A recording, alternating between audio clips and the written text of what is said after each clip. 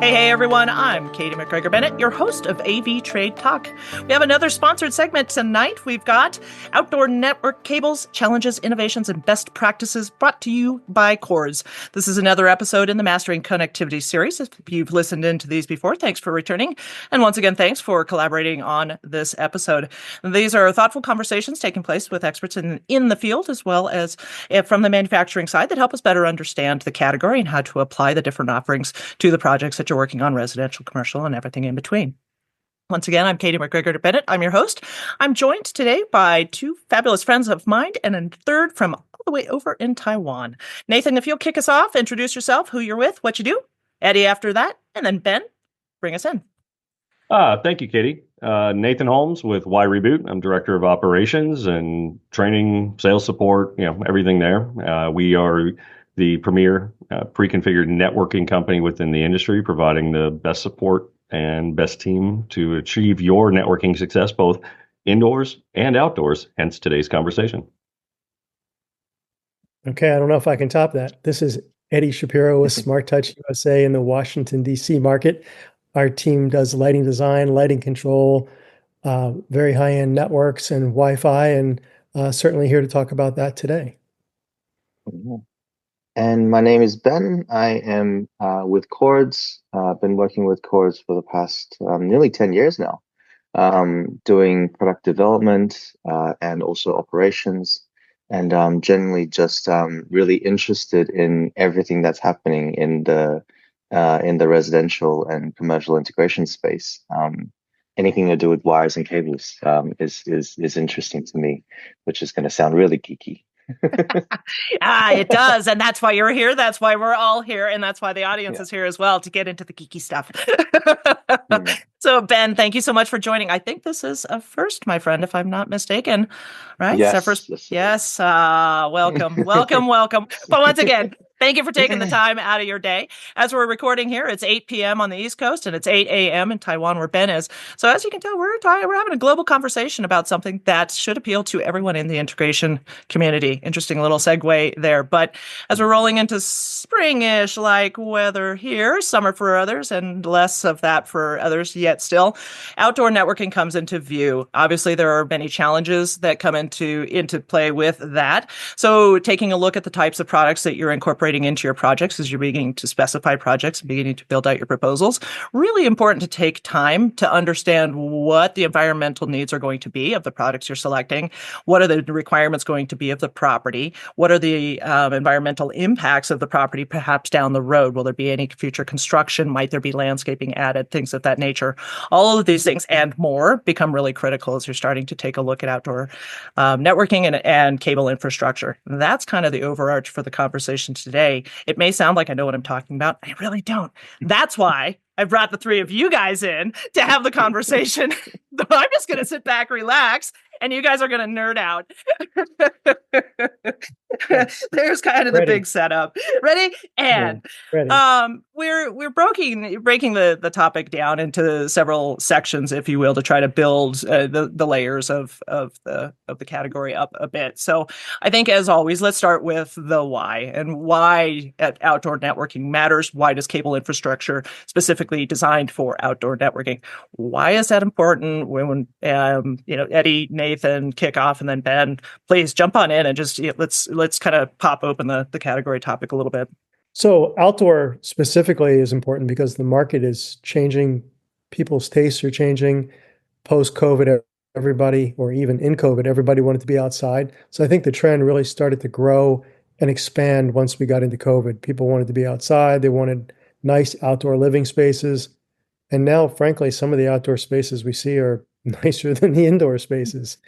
Even those hybrid spaces where you sort of have a patio or an enclosed screened-in area that has motorized shades for the bug screens, if you will, and then there's a beautiful fireplace and a cooking area, some good music, and of course you want to be connected, so you have Wi-Fi. You're sitting out there, you're on your iPad, or you're using your favorite Wi-Fi based music streaming service to stream content to your speakers from your phone maybe, or from your system in that space, and you want good Wi-Fi. I mean, I was at a space the other day that we did that actually was a CD award winner.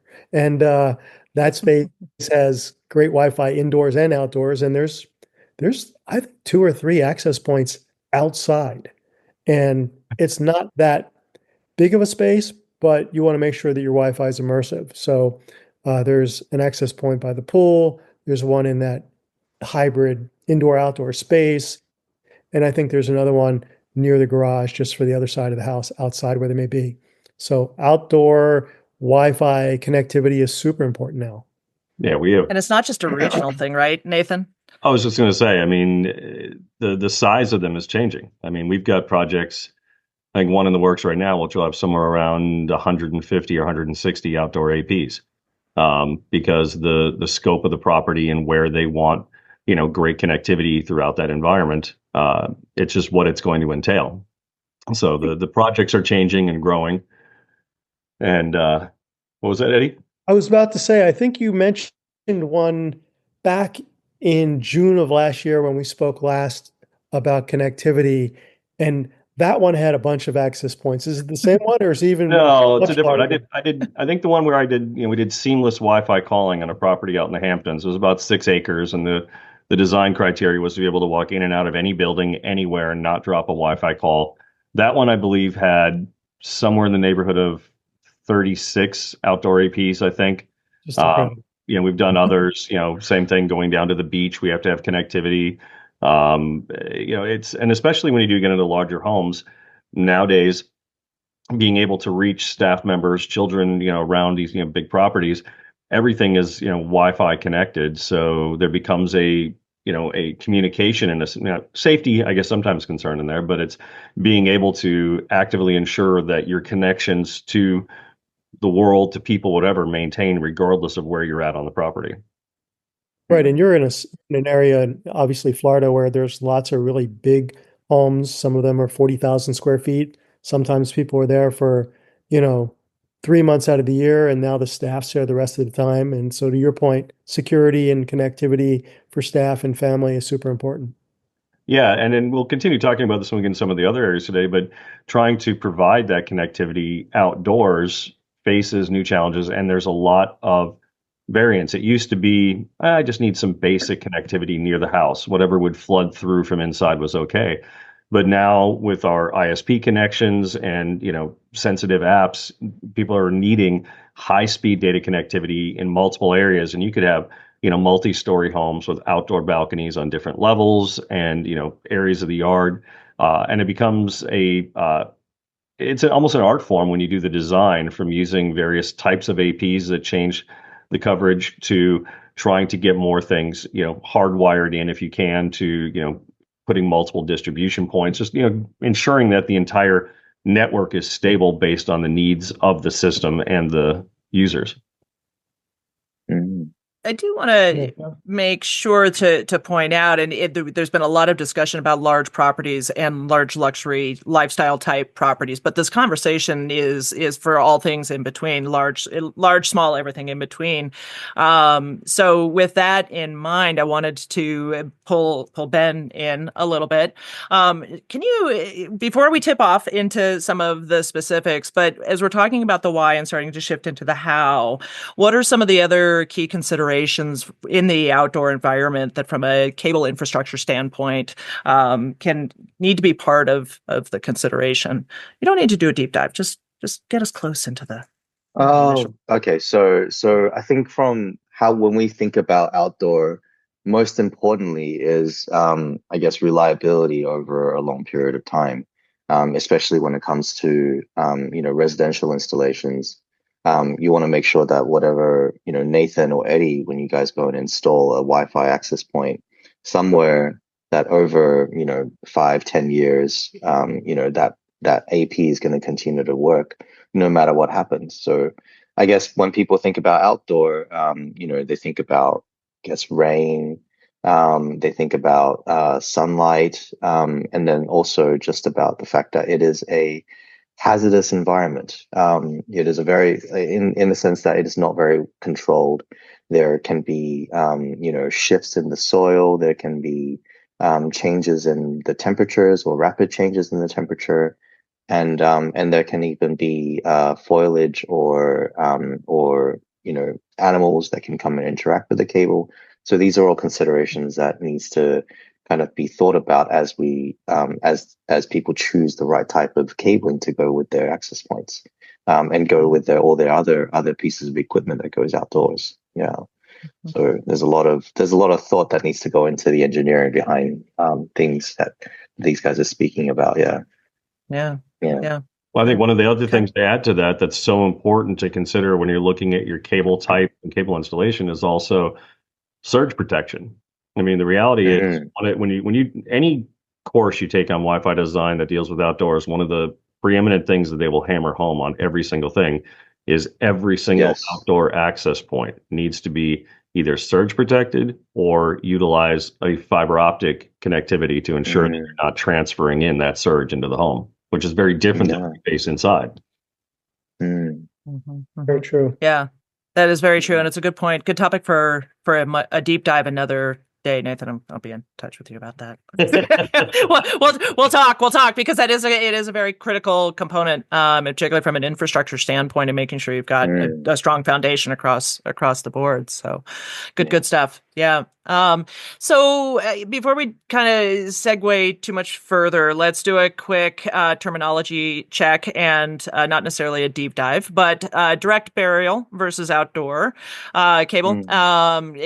One of you guys pick me up from there and just talk through what those are and distinct differences, just to make sure that we've kind of level set the knowledge base for everybody listening in. Give that one to Ben.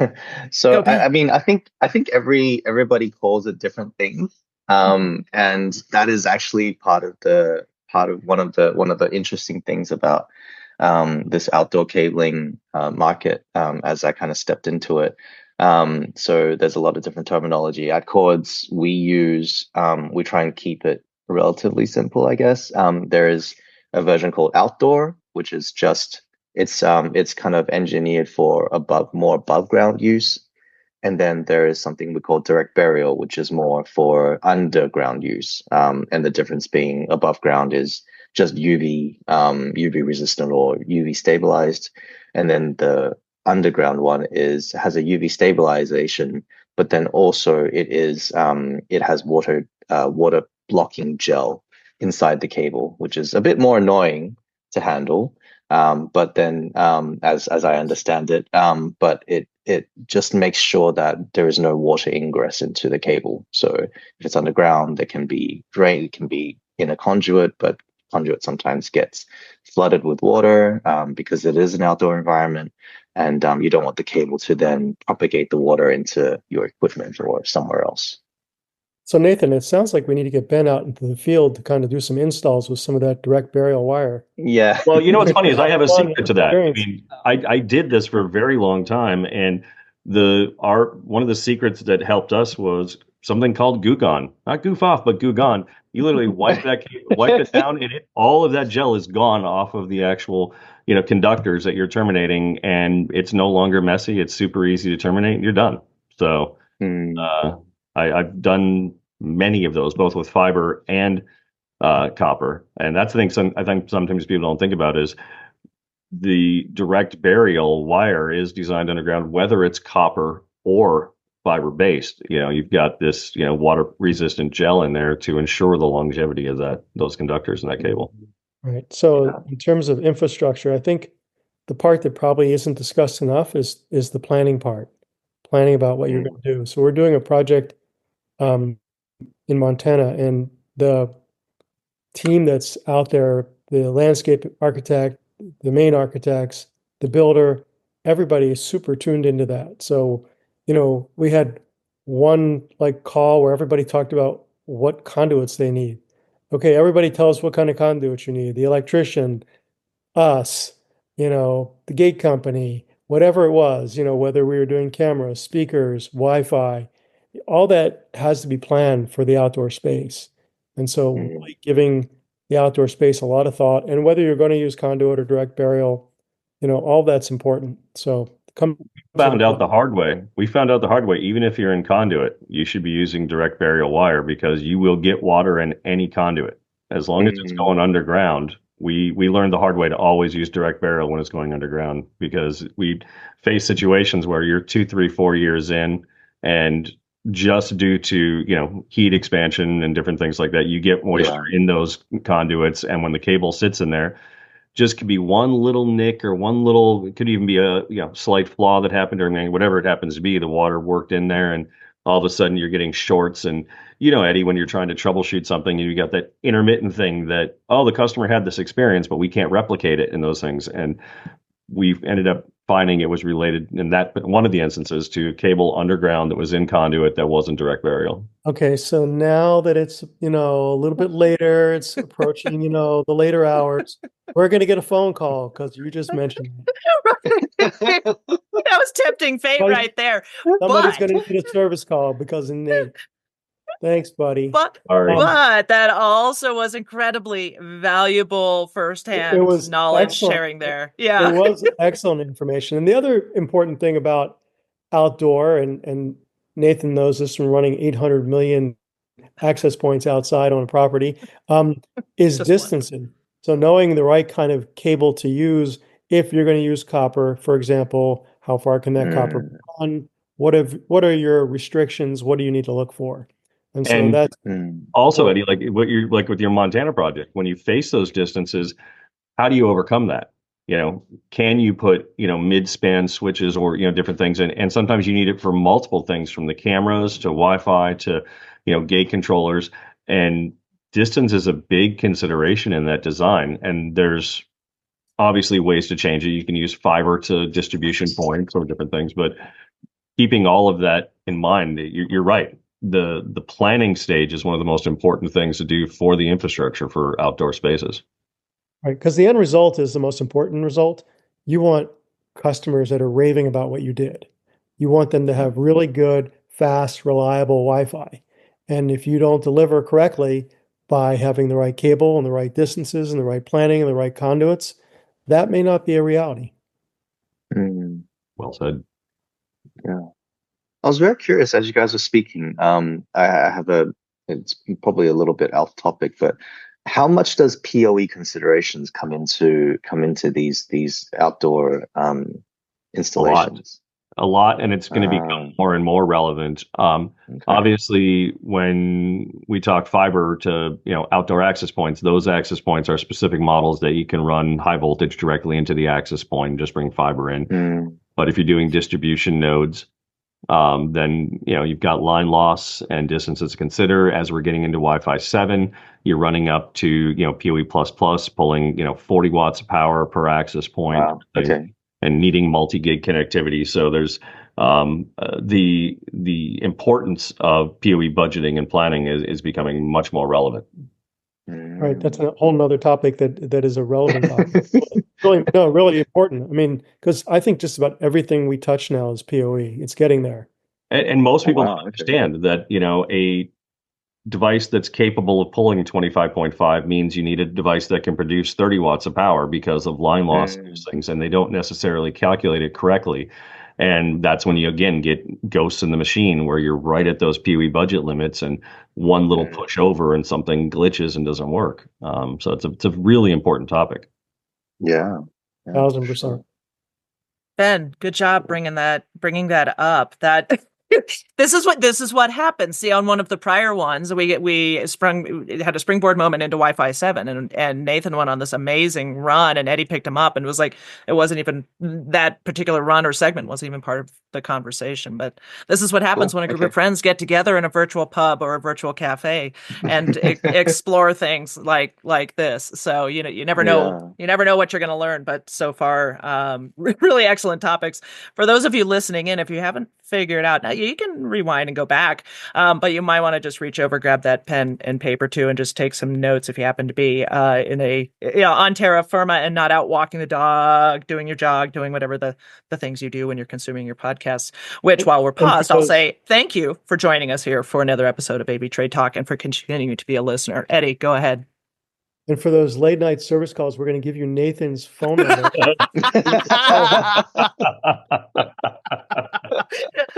1-800-WHY-REB. You know what? Why Reboot support is 24/7, 365. So if you have one of our networks, as an integrator, you can call us anytime, any day, and you will get one of our senior engineers on the phone. There you go. Notice he didn't say you'll get me. He said No, the joke is, Yeah. you will get Bjorn, the owner of the company, but the joke is I'm more of the theory, the front side of different things, and I leave the nuts and bolts to the people that are much more intelligent than I. We just say you're the pretty face. Thank you for that, Eddie. You're welcome. Oh, that's so sweet. That's so sweet. Okay, all right. Moving right along. So let's talk a little bit about challenges. You guys have already queued up some of those as well, but let's just go ahead and peel back a few more layers and really get into the nitty gritty, if you will. Harsh environments, again, you've touched on this already, but the moisture, UV, extreme temperatures, physical damage. Eddie, you touched on foliage and animals, that sort of thing. And I think let's just take a little bit of a moment, because you've talked through the planning stage of it too, but talk specifically about those areas and those challenges. From a system design perspective, where is it during a site visit? Is it during the pre-conversation with design teams? At what point can you really start to extract the type of information that you need in order to prevent as many pitfalls with these specific areas that create so many challenges? So both indoor and outdoor, you have to plan a lot, right? And so Nathan actually brought up the foliage, which is really important because it changes. If you remember the early days of cell phones, we used to have, great coverage kind of in the winter when there were no leaves on the trees. And then as you got into spring and everything was blowing up, you had lousy coverage. We tend to have better cell phone coverage now, I think, than we did back in the day. But that's really what Nathan's talking about, but on a Wi-Fi basis, not a cellular basis.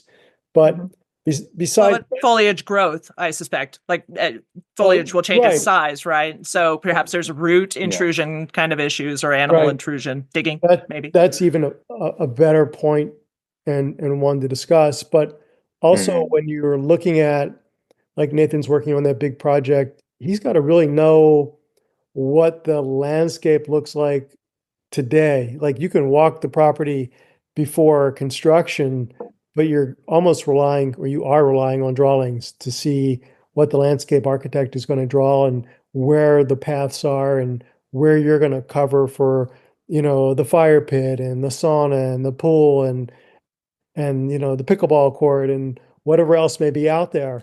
And so looking 5 years down the road, how's this going to grow is probably a pretty important thing to think about. I mean, that is certainly a challenge. Other challenges are really, again, getting into the basics of new construction, because that's really where we focus. We don't focus on remodeling a lot, or, homes that already have things that you're upgrading. But that may be a topic too. But in this topic of new construction, indoor and outdoor, for Wi-Fi, power, great head-end space, planning for enough network capability. I mean, I can remember years where without really good engineering, you would run out of ports for your network switch. So just something as simple as having enough network switches to pick up what you need, and that they're all PoE for all these PoE devices, is pretty basic, but really important. So, and having the right raceways. I mean, I have builders that we talk to and they're like, oh, we're not ready to talk yet. We're not ready to talk yet. The architect will be ready for you in another 2 months. And no, by the way, we poured concrete today. Okay, well, you poured concrete today and you just sealed off the property. So all these different things that we need to plan for, we can no longer run conduits for that. So really, there are all kinds of challenges. So planning challenges, networking challenges, power challenges, and of course, outdoor environments like tree overgrowth and animals and things like that are all challenges. They really are. And I think I've taken a different approach as I've evolved in the industry over time.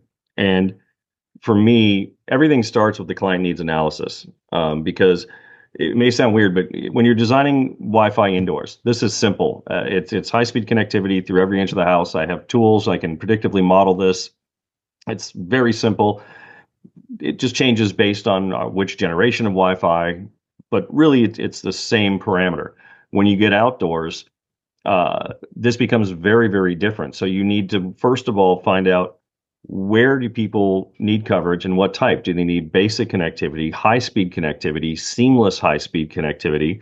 Is it for their mobile devices? Is it for static devices on the property?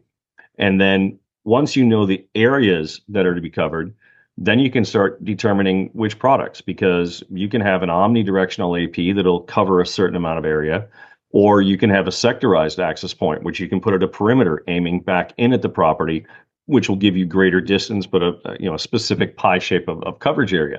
So you can leverage these to achieve different things. If you've got a multi-story house with balconies on all 3 stories, instead of putting an AP on every story, you can put one in the near a tree in the yard, aiming back, that covers all 3 balconies. So now by moving out of the house and providing an outdoor access point, you've now given coverage for, a big wide area of the house. When you start designing down, roadway, do you need to be able to hand off as you're driving down that roadway? That's going to change the number of APs and the distance between them. Once you define where your areas are, which products you're going to be able to use to achieve coverage within that area, now you take that next step back and say, okay, and before you even get there, you have to take elevation into consideration, because heat mapping software and tools are really designed for a flat interior building. When you start dealing elevation, Wi-Fi is line of sight. It moves in a specific direction.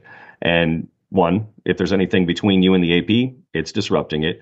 But also, if you're up higher trying to get lower, are you going to angle the AP down? How does that affect the coverage up at top? Do you need to have multiple APs staggering going down areas? So elevation becomes very, critical in there. And once you have that full layout of what's going to be needed to provide that coverage, now you can start working back from an infrastructure standpoint, and you start saying, oh, can we co-locate areas with cameras, access control, other things like that, so you can minimize conduit runs? Are we close enough to the house? A lot of small houses, boom, you can just do a nice little run, a conduit outside, underground direct burial cable, put a surge protector on, boom, you're good to go. Or maybe it's one AP just under the eave, and it doesn't even need to be an outdoor cable. Or you're running fiber either to an AP or to a distribution point. But so all of it, I think, starts with understanding where you need it, working back, and then once you have that, you've got a variety of different infrastructure choices to try to minimize the amount of groundwork needed, and then ensure that you also leave enough planning for future growth. So as I listened to you, I was thinking, I'm like counting up the network ports that I need for the switch. I mean, because today's systems are the stack is, you just mentioned cameras, access control. You talked about the gate earlier. You talked about multiple, Wi-Fi access points. One network is handling all those things today. Mhm. I mean, everything is on that network. So definitely planning, definitely power and distances, all those things. It's just amazing how much is on the network. And one of the things Eddie, that we like one more thing on the design, then we'll jump into that. Yeah. One of the things that we can do with sectorized APs too is you face this in a lot of communities where you have close homes where your Wi-Fi is disrupting your neighbor. Because just like on this call, if we tried to talk at the same time, nobody would understand each of us. So one person talks, everybody listens, and vice versa, and that's the way Wi-Fi works. Well, if your house and your neighbor's house are all sharing the same Wi-Fi channel, only one device on each person's property can communicate at a time. So some of the things we try to do, again, with those sectorized APs is put it at the perimeter of property, aiming in, so you're not flooding your neighbor with excess RF energy, which actually would disrupt their experience. So these are all, again, considerations in there to try to keep it contained. And when you get to smaller homes and denser communities, it's even more difficult to do because there's so much transient RF energy from all the different houses. Right. It almost reminds me of audio, because when you have outdoor audio and you have a property with neighbors around, you don't want to face the speakers off your house out to the neighbors. You're going inward. Oh no, you do. You definitely. Yeah, you do. It depends on your relationship with the neighbor. Right. It does depend on that, but we try. Like I have some towers outside, and they face the house. They don't face the neighbors. You're nice. You're a Ben, nice you had neighbor. something you You're were a going to nice talk person. about. I was just Thank you. as you were speaking, you mentioned something about how sometimes there just isn't enough conduit, there isn't enough raceways to sometimes build some of that stuff. And it just occurred to me that because most people when they think about outdoor, there's so much space, there's so much you know, fitting things very tightly into tight spaces isn't much of a consideration.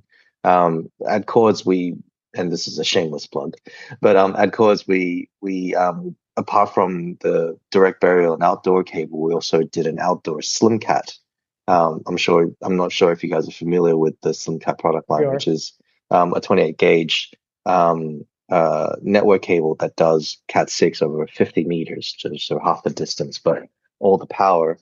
Um, so I was just wondering, like in those situations, how much of a problem is, I guess, tight spaces and fitting wires into these tight installations.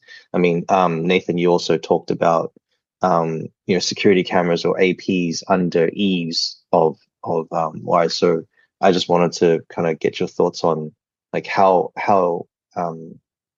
in terms of actually installing it, is it It's always a difficult to challenge. install? Yeah, Uh-huh. it's always a challenge because we're still unregulated, whereas, so when you Mm, go, all the electrical, everything gets inspected, all those different things. You've got national codes, all those things. So your conduit sizing is based on the number of conductors that are going to be in there. They do it well, they do it there.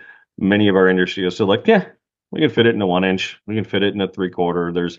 yeah. There's sometimes not enough planning for it, but especially when, like Eddie's talking about, when you've got builders and everybody that are going on schedules, they're running really based on when do I get inspected, when do I get inspected, when do I get inspected, and because we're not under inspection, we're a nuisance to their planning in a lot of ways.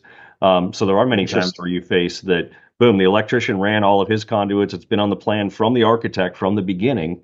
And now we're coming in. Yeah, the yard's a wide open space, but guess what? Penetrating into the house, getting to the systems room that's not on an outdoor wall and trying to get in, that should have been planned before the slab was poured so that we had conduits under slab coming out where they were. And also to ensure Mm, that we're not sharing, running, 2 inches away from a power line, going underground as well, because we do need to mitigate, EMI interference from the, adjacent things. So there really is a lot of planning, and it's a struggle many times to have the right number of conduits, especially for things that are going out into the yard.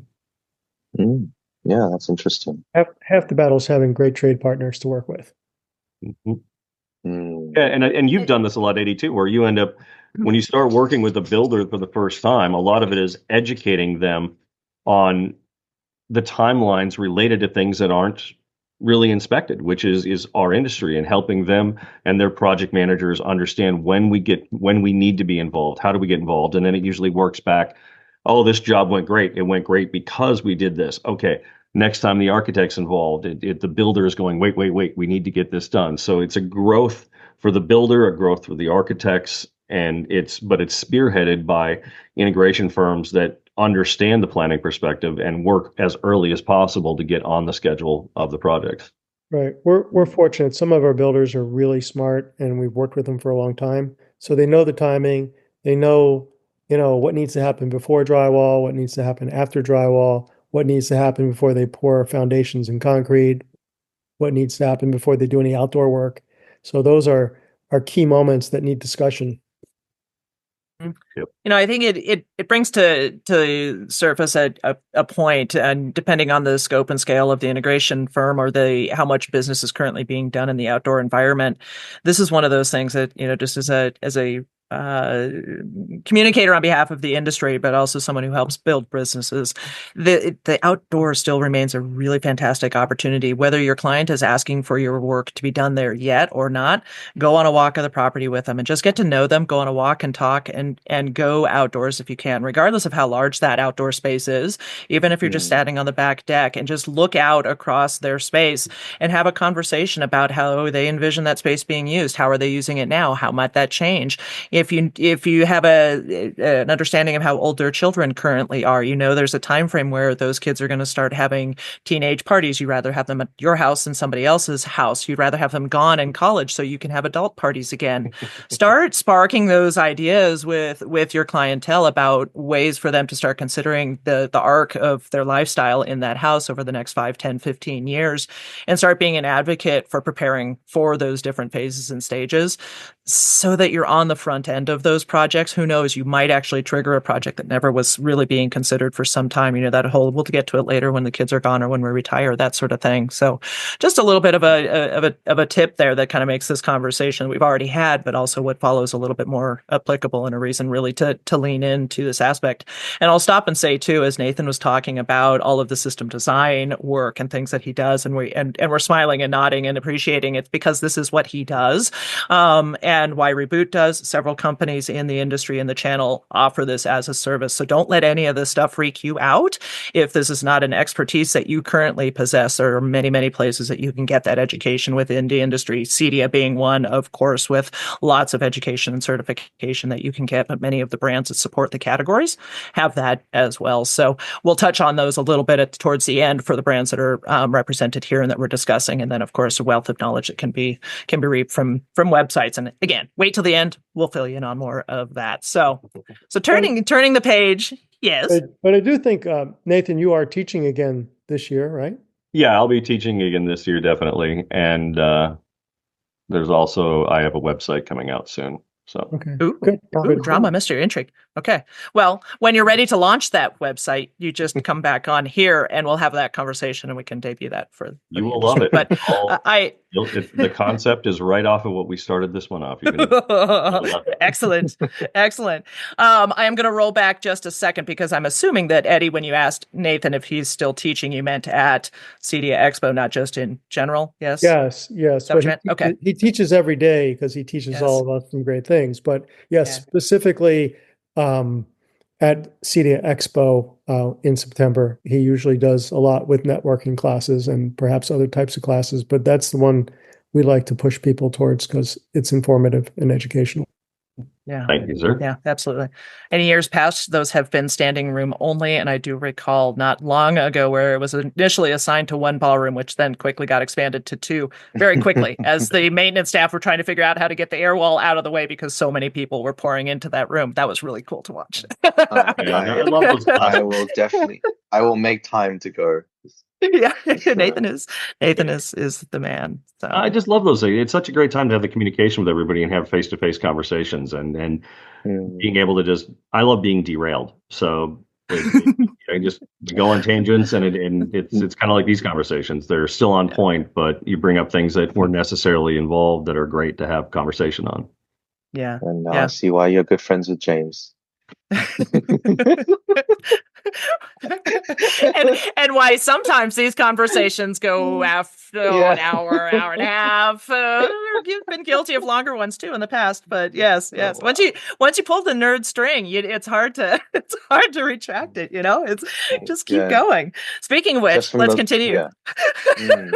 Let's continue to pull on that nerd string, which tonight is the nerd cable. There, somehow I tied that right back into the topic. I don't really don't know how that was possible, but we're going to go with it and we're going to connect back to the other topic at hand, which I did it again. I'm not sure you guys actually picked up on that. Best practices in connectivity for outdoor installations. Again, you've sort of touched on this as we've been going through the different phases of the conversation already tonight. But let's reel in and have a quick conversation about ways of ensuring reliable connectivity in outdoor environments. We talked a lot about the environmental issues, the conduit, the cable, the things. Now let's get into the actual connectivity and carry it on from there. Again, we've touched on it, but one more layer. Here we go, Ben. Yeah. So I think, we picked up on it, or we talked about it a little bit before, just on, what the differences are. So from our perspective, it's like obviously choosing the correct cable, basically understanding, okay, is this connection going to be underground or above ground? If it's going to be above ground, which means it can be kind of just outside the building, under the eaves of the roof, or kind of running just on a veranda somewhere. Underground, it's going to be in conduit, or or because there is no space for conduit, it's going to have to get directly buried into the ground. And then you have to mark, obviously, where you've kind of laid the cable so that someone doesn't take a shovel to that piece of earth and ruin the cabling, which I'm sure has happened multiple times. And then just choosing the right cable that goes along with it. So you have to choose obviously good quality, a good quality supplier for the products, choosing the right thing, identifying, making sure that the factory says that it is UV stabilized or UV resistant, jacketing so that it doesn't deteriorate over time, because UV as a thing, and we're talking kind of above ground installations now, UV over time, it makes the jacketing brittle, so that if it then needs to get moved or something, then it creates breakages in the cable jacket, and that then starts to introduce certain things into the wire. So because you're thinking about kind of 10 years as an installation, 5-10 years, you want to try to kind of choose the right kind of wires for that. And we always recommend that when people are installing underground, Nathan, and you both mentioned this as well. When you're installing things underground, you should definitely try and use conduit, because the earth does move. There are bugs, or there are certain things that kind of, they're creepy crawlies in the in under the ground, and over time, again, because we're talking long term, over time they do kind of interact with the cabling, and so using conduit to kind of add a level of protection, and using gel fill or some sort of water blocking mechanism on the cable will allow for the cable to last a lot longer. I think what, again, we're in the end, we're trying to do is trying to make sure that the installation lasts for the life of the installation. Make sure that the cables are lasting for the life of the installation. And so, using good quality materials, and making sure that, it's UV stabilized, making sure that's water protected, and making sure that you're using conduit to protect against mechanical stresses. These are all kind of best practice, I guess, considerations that I've picked up from you gentlemen, and from learning from kind of what's going on in the market. And yeah, I think that's basically when we design cables, we try and design for these things. Yeah. Well, I think it also helps to future-proof. I mean, you talked about this too. I mean, what are we talking fill ratio on the conduit? How many cables are we putting in? If you've installed conduit already and you're going to, run a new, we need to add this, we need to add this. There are times where you might be able to fit in the same conduit. Many times you're going to use the existing cable as a pull string, pull it out, and pull a number of new cables in, because that's usually the time saving involved with trying to snake around one in a conduit is much better served by just buying 3 new cables and throwing them in. You may need to use SlimCat for that. Yes. You have to pull more cables through there. Yeah, and so those are the things. I think it is about choosing the quality product that is going to there. It's about using quality terminations. It's about certifying your terminations, and then the connectivity that you do to your access points and end devices is also critical.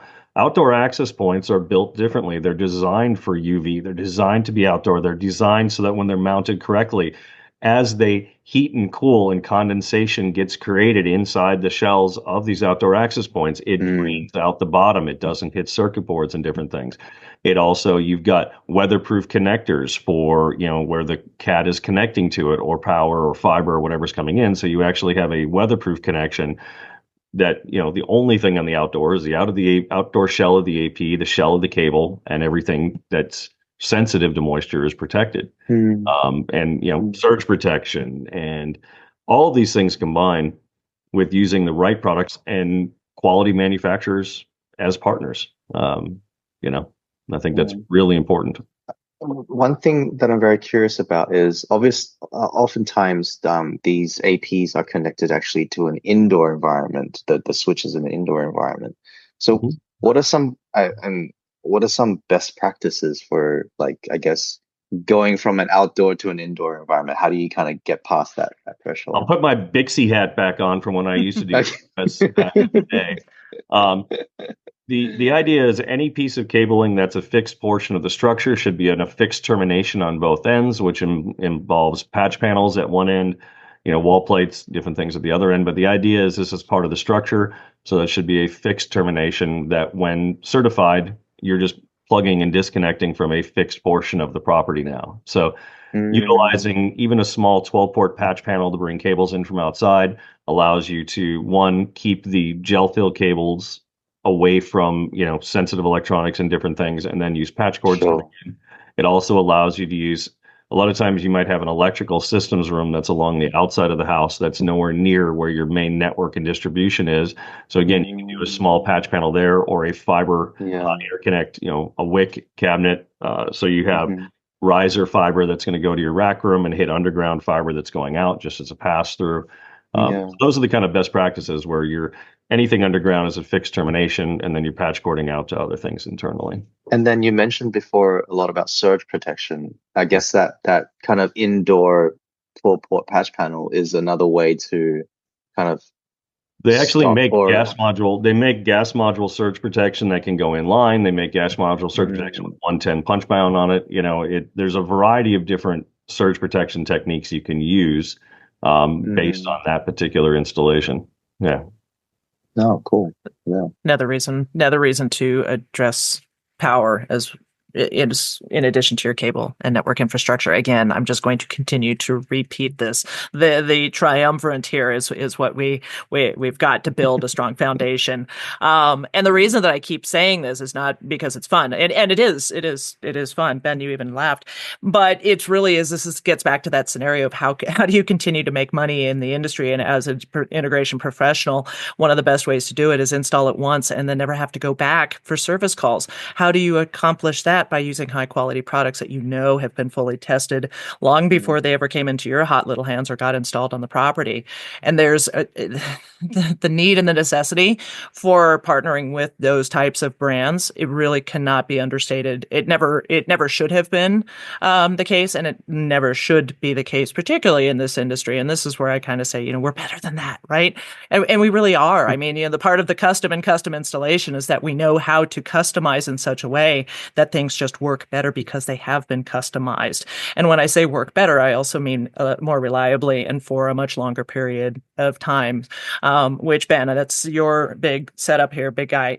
Talk to us a little bit from a Chords perspective. And this is the part at which, because this is a conversation that was in collaboration with Chords, you guys get to have a little bit of a segue here. We're just talk about the brand philosophy and the nature of the business. Why is Chords such a reliable partner? What are some of the brand standards and the things that you do at the factory level that create a big benefit at the field level? Okay. Not very good at these kind of things, but you are. Stop. Give it a go. We're just talking. We're just sitting at the booth talking. Yeah, we're just chatting. Yeah. Tell us about the quality of your cable. I'm recording you. I'm recording. Yeah. No pressure, Ben. But if you screw this one up, I have James on speed dial. Yeah. Okay. So I think when we started, this is 20 years ago, and this is kind of a little short, I guess, a story in a way, to kind of tell you guys or tell the audience a little bit about who we are kind of as a company. When we started, it was actually when HDMI and kind of got started, and back then, as I understood it, there was it was a mess.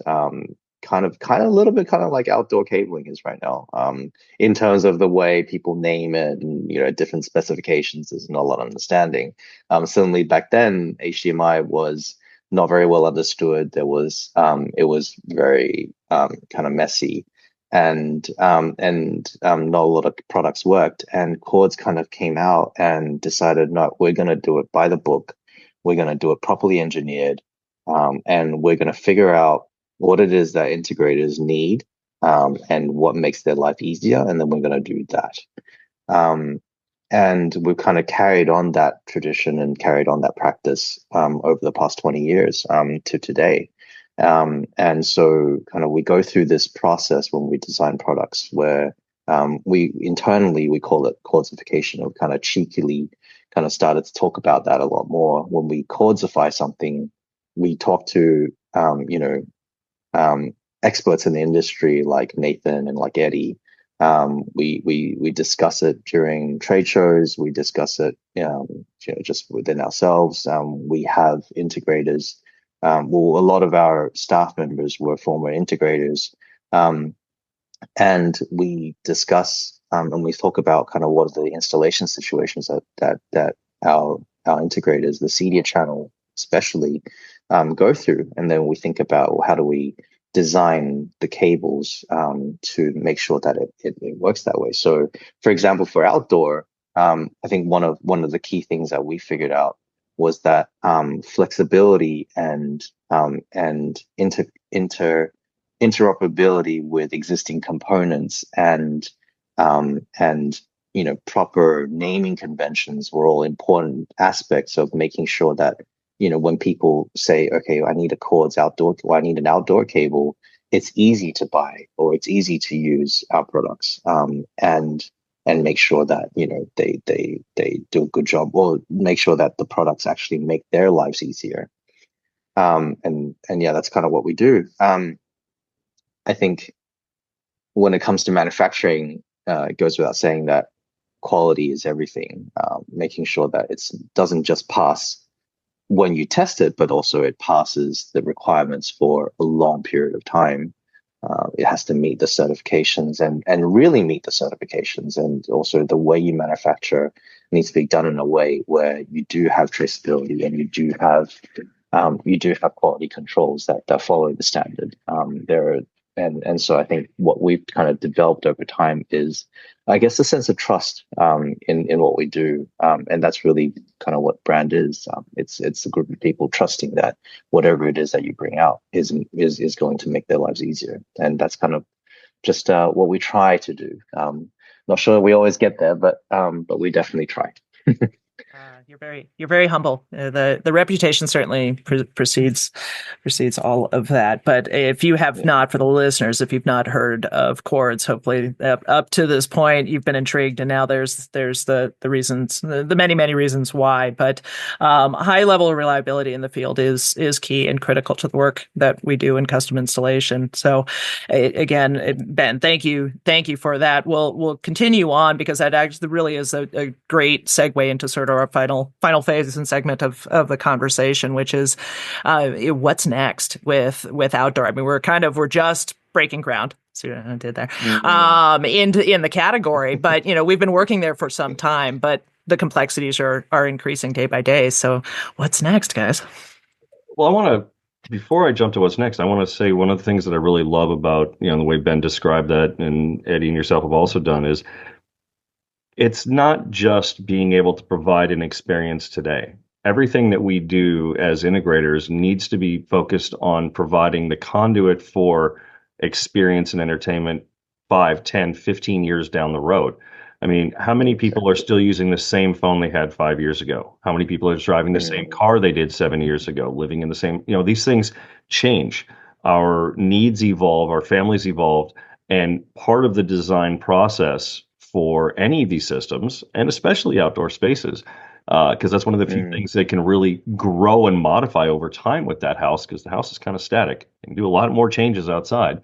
But the idea is thinking about things for longevity, for a multi-year perspective, using quality products that are going to ensure what I put in works today, and 10 years down the road or 5 years down the road, when you're deciding to upgrade, that cabling is still good in that place or whatever. I think that's a key element of why you, one, use a integrator in the channel who understands how to plan not just for today but tomorrow. Eddie, you do this all the time, but then using quality products that ensure that experience can be maintained over time.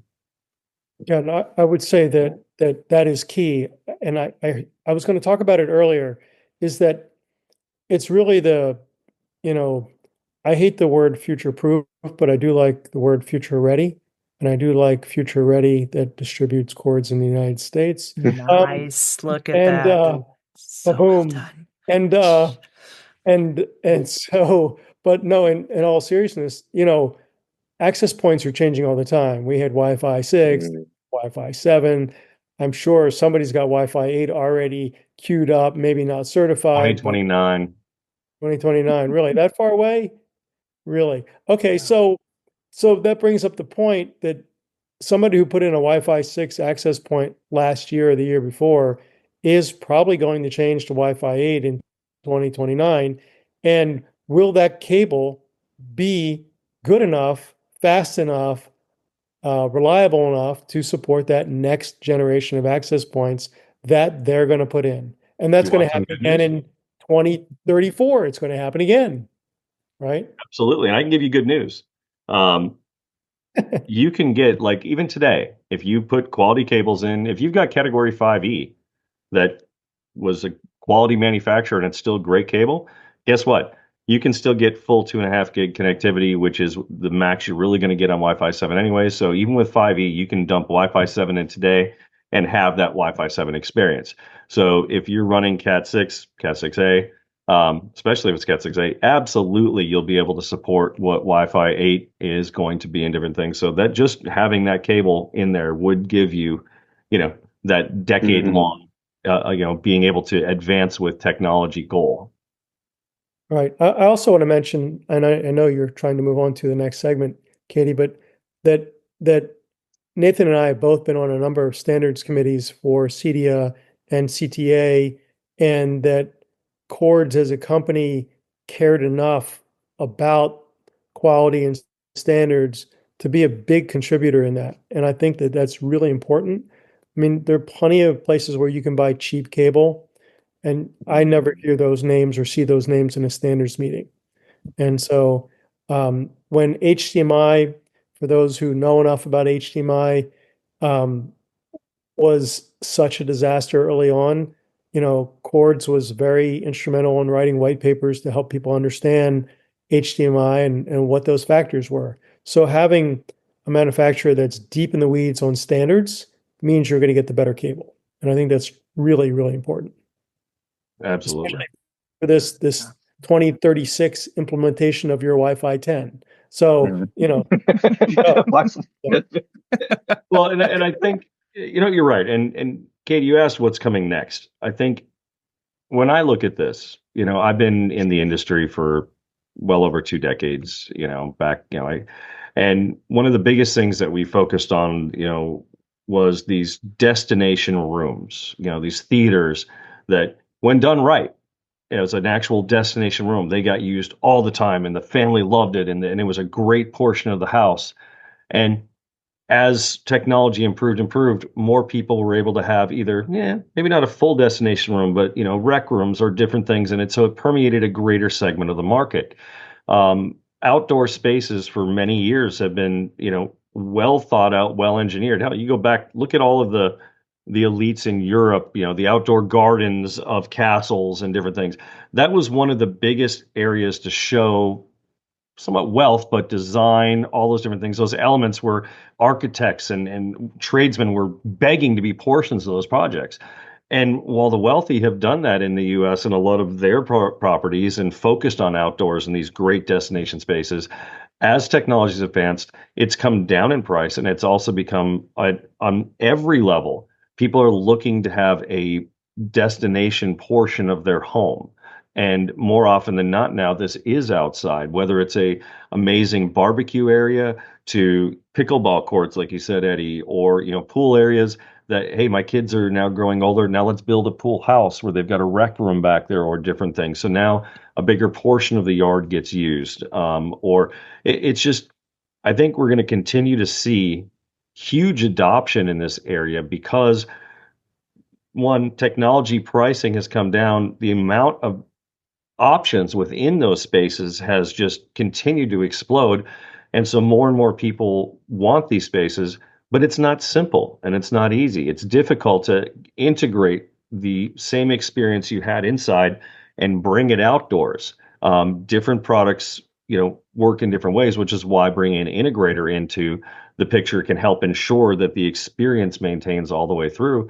But I think we're just going to see a continued evolution of a greater adoption of outdoor spaces because that is the new destination space to bring people to entertain, to be there at a much wider portion of the vertical. Right, and that happened after after and during COVID, and it's Mhm. continuing to thrive.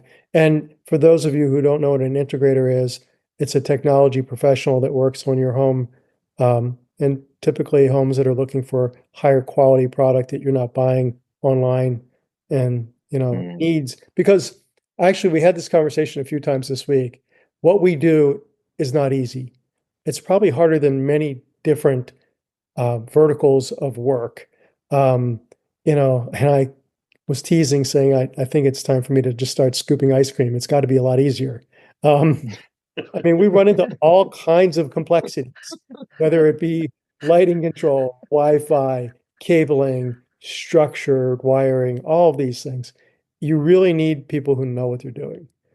So mm. Yeah, you're very right. important. So what I've There are a lot of DIY yeah. applications out there, but one, if you actually want an integrated experience, you need somebody who understands how to do that. Plus, I think one of the things that gets missed because everybody's like, "Oh, it's on Wi-Fi, it's on Wi-Fi, it's on Wi-Fi." Wi-Fi is a technology of convenience. Wired cabling infrastructure is a technology of performance. When you want guaranteed performance, guaranteed connectivity, and maintain a same level of experience, it requires a wired infrastructure. Adding Wi-Fi to that adds convenience and additional interaction points, but even that requires to be stable, good wiring within there. So it all ties together. Mm, Again, why you want an integrator, but also why a company like Cords is so critical because you can buy the cable today, buy it tomorrow, and it's always going to have the same performance that you expect. Right. yeah. Absolutely. Eddie, you were when you were talking, I just remembered something. As I step into the industry, and for those who are new to this whole thing, um, there is a difference between um, a TV that you can buy at Costco and the professional TVs, the professional displays, the level of the amount of the longevity of the components inside the TVs are completely different, and having It's access true to that, across the board. It's true yeah, across the board. You can um, buy speakers that are, $200 a commercial pair. You grade, can buy yeah. speakers that look the same and go in the same place, like in-ceiling speakers Mhm. that could be $3,000 a pair. So to your point, Yeah. Ben, yes, you can buy, Amazon is a very convenient place, to use the word that Nathan uses, but you're not going to Mm, find the level of quality and performance there. You're not going to find yeah. a patch cable there. You're going to find something that was made super cheap, not really Mm, probably tested, and doesn't perform well. yeah, exactly. And again, as I joined the industry, I only joined like 8 years ago, but as I joined the industry, the amount of information and technologies, um, and and just the idea that the integrators that are in this industry, they actually have to keep themselves continue to be updated every single day. And every time you go into a new building, into a new job, there's actually probably going to be something new that joins in, and you gotta keep yourself updated, and you gotta know all these things. There are so many different standards that everybody needs to know, and you can't do that as a DIY. You're So, barely scratching the surface. So I fully respect, and like I just fully respect what you guys do on a day-to-day basis. I think it's so critical to kind of how we are as people, as human beings experiencing the world. Yeah. well, thank you. And that's why we have classes every year, and people like Nathan teach those classes. A Mm, lot of people come to our industry expo and conference, and they go for the classes, and that's really mm, important. But I think for listeners out there too, I think there's an interesting point here that we watched the industry bifurcate years ago. When I started, it was all integrators. All we did was fully integrate everything. But as the mm, quality of DIY products and more of those things got out there, we started seeing companies in the channel coming up that were really technology facilitators, where they understand how things are, but maybe you're not looking for a full integrated solution, or maybe it's just not the budget that's in there. There are still companies in there that can come in and kind of do it for you and help you do these things. And because they do it on a regular basis, they help you understand the pitfalls, when you should wire something, when you can get away from it, what wires to use there. So I think it's important to understand that in the channel, we have both facilitators and integrators. And depending on who you mm. are as a, devourer of entertainment and technology, you can find a partner in the channel that can suit your needs and still ensure that the experience you have when you're done is better than it likely would have been on your own. And to your point, I think that segment of the market is fine if that's the market you want to be in. But still having a really great network stack and great Wi-Fi to even more so is needed to facilitate those lower performing devices that you may want to get, that are fine. They don't have the same life expectancy or performance, but they work. But they come at a lower price. But you need a good network to run those things on. Everything is about the network now, power and the network. Yeah. Clean power, another segment, another time, Katie, and really great networking backbone and wired backbone as well. Will let those lower performing devices work. Well, So- I think that's you nailed it. Yeah. The network in a home needs to be significantly more robust than almost any business network that exists. Exactly. Business networks use 3 to 4 Oh, that's types of interesting. devices. Think about it. What are you using in a business network? You got computers, laptops, printers, maybe some smart devices and servers. These are all devices that were purpose built to work on networks in a unified fashion. They have a higher quantity of devices, but they all operate the same. In homes, you can have hundreds of different types of IoT devices, or many of the devices now that use, a bunch of technologies to discover other devices on there that were never designed to work on the same network together. So the networks are becoming increasingly more taxed. So they need to have better hardware and being able to design them to ensure that when you add a product, it doesn't bring everything to its knees, requires, proper design, proper hardware and everything. And yeah, they end up being, like I said, significantly more robust than almost any business. Right. That's No question interesting. about it. Yeah, I never thought about that. It's still all about the network and the cabling. Absolutely. Absolutely. See, I told you, you always learn new things when Nathan and Eddie are on the show. And this is why we keep bringing you guys back. So if you keep doing all this brilliant nerd geek speak stuff, we're just going to keep calling you back. Sorry. All good. We enjoy it. But that's true. I mean, we talked about, years prior, we talked about current year 2025. We talked about 2027, 2029, and 2036. So if you've been listening and you didn't realize that was the breadth of the conversation, you need to roll back and then roll forward again and maybe do that a couple times quickly, and then you'll be all caught up. But I joke, but thank you guys for taking the time out of your day and your morning, respectively, to take the deep dive and go out into the great outdoors with me and have a talk about the importance of network cable and network infrastructure. As always, there's so much more to the conversation than what transpired here during this episode. So for those of you listening in, as you've got neurons firing and you've been newly inspired, have a look at your notes, add more before all of those thoughts are gone. And then if you do need help finding the right resources, as always, I'm your pal Katie. I'm here to help connect you with the brands, the people, the associations that you need in order to succeed in the CI channel and community. But as quickly as I make myself available, let's make the experts in the room available. Nathan, Eddie, Ben, in that order, guys. If you would recap who you are, your company, and how people can find, follow, engage either with your company and you, or just your company. It's up to you. But I'll let you guys kind of go down the line and hand off to each other, starting with Nathan. Thank you, Katie. I appreciate it. And thank you, Ben and Cords, for putting this on. I love the fact of, how much you look at new ways to lead the industry, not in product, but also in approach to education. So thank you. We appreciate that. For those listening, my name is Nathan Holmes. I'm Director of Operations with YReboot. We are a network support design company that supports integration partners throughout the United States. So whether it's Eddie or somebody else who's building a network for you're designing a system for your home, we are more than happy to design the network for that project, both indoors and outdoors. No space too small, no space too big. We are happy to do that. And any integration companies out there, reach out. Nathan at yreboot.com. Clearly, no space too small. Clearly. I'm Eddie with Smart Touch USA in Washington, D.C. Our company, provides, designs, installs, supports, and sticks with you till 2036 on high-end residential technology, including and especially high-end networks. And so we design and take you all the way through the client journey. You can reach me at LinkedIn, Instagram, smarttouchusa.com, or Eddie at smarttouchusa.com if you want to email me. And I'm Ben. I'm with Chords. We are a provider of high quality connectivity products. You can find us at Chords Global on all the different social media channels. So give us a follow, subscribe to our emails at www.chords.com. And look forward to interacting with you guys soon. Thank you, Ben.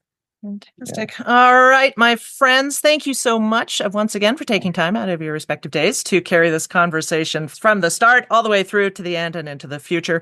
For those of you listening in, I hope you found this conversation to be educational, inspirational, and maybe even a little bit humorous as well. That is, of course, the goal is to make these conversations digestible and relatable. So you take great pride and pleasure in carrying these conversations. If you are a brand or you'd like to have a conversation of your own similar to this, please reach out to the Sphere. If you're an integrator with a story to tell about a project that you have done that you're exceptionally excited about, reach out. Let's have that conversation. As you can tell, it's all about reaching out, connecting with me, and let's have that conversation.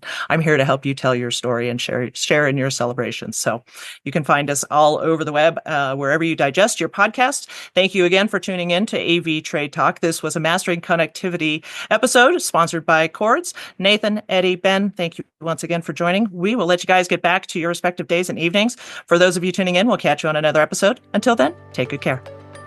Thanks, Katie. Thank you. See you guys.